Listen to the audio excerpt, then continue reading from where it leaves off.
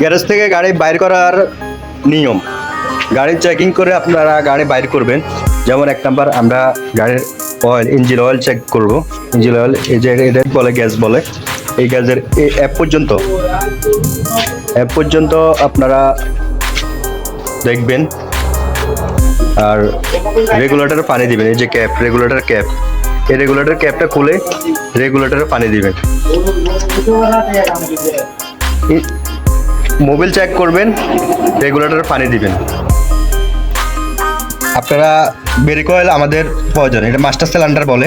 Master সিলিন্ডারের ক্যাপটা খুলে দেখবেন অয়েল আছে কিনা, ঠিক পর্যাপ্ত পরিমাণ অয়েল দিবেন, এটা কিন্তু জরুরি, ঠিক আছে। আর এটা গ্যাসের কিট বলে, গ্যাস সাপ্লাই দেয়।